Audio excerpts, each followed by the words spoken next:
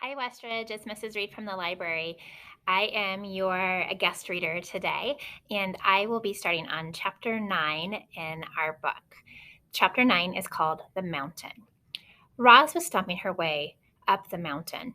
Dense forest, rocky outcrops forced the robot to zig and zag and backtrack. But after an hour of steady hiking, she arrived at the mountain peak. Grasses and flowers and shrubs sprouted from every pocket of soil, but there were no trees at the top. Roz was safe from those annoying pine cones.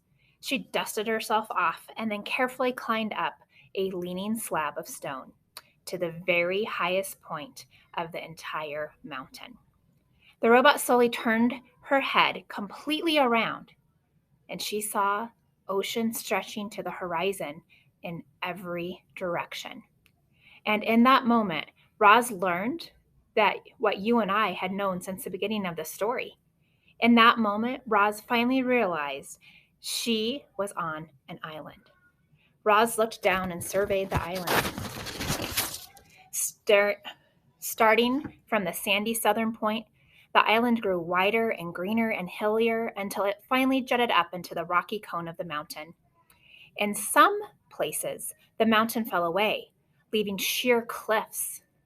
A waterfall rushed off one cliff and fed a river and wound its way through a great meadow in the center of the island.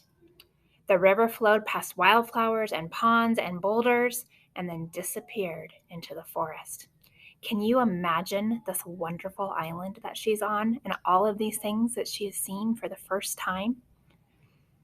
Blurry shapes suddenly cut through the robot's vision. She refocused her eyes and she saw vultures circling up above the foothills. And then she noticed lizards warming themselves on a distant rock. A badger peeked out from a berry bush, and a moose waded through a stream.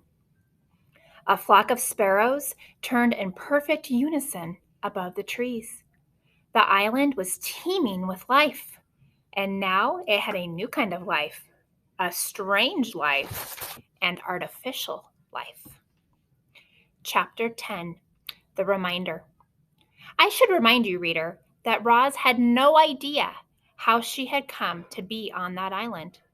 She didn't know that she'd been built in a factory and stored in a warehouse before crossing the ocean on a cargo ship. She didn't know that a hurricane had sunk the ship and left her crate floating on the waves for days until it finally washed ashore. She didn't know she had accidentally been activated by those curious little otters.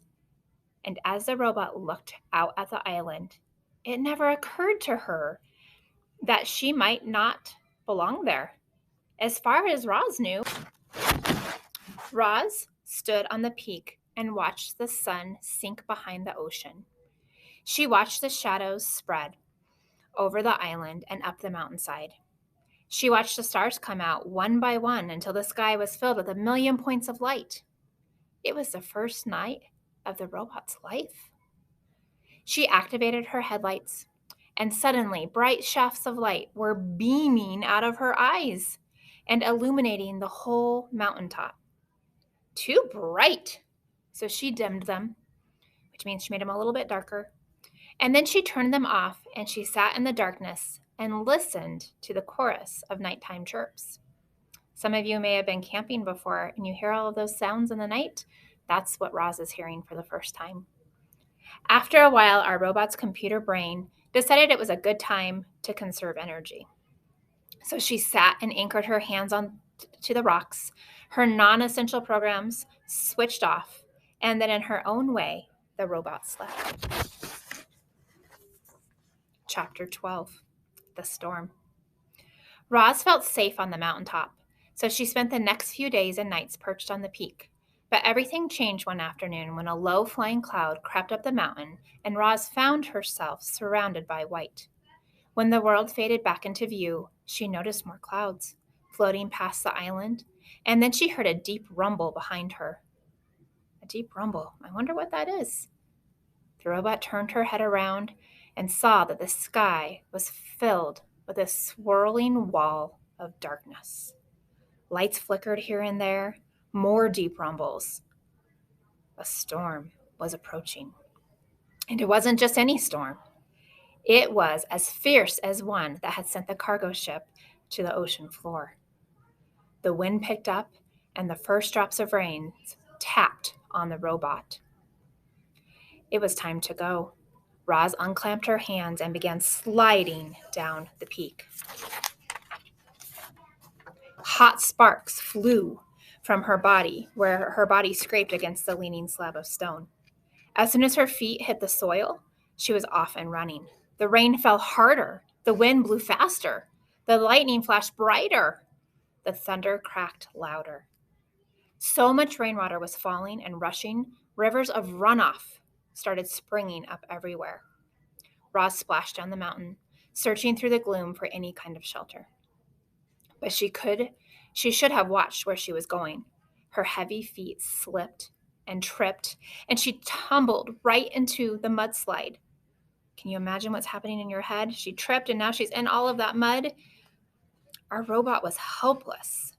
The river of mud whisked her downhill, slamming her into rocks and dragging her through bushes and sweeping her straight towards a cliff.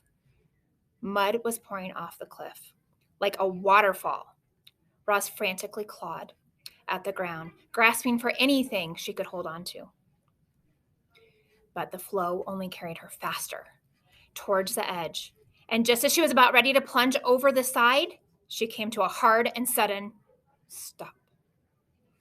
Mud surged all around her, spraying into her face and pinning her against some solid thing. She blindly felt with her hands and recognized the thick roots of a trunk. The trunk of a tree, a pine tree. In an instant, she was pulling herself up into the branches. The wind whipped across the mountainside, and Roz heard the familiar thunk of pine cones pelting her body. But she didn't mind them. She was just happy to be safe from that mud flow.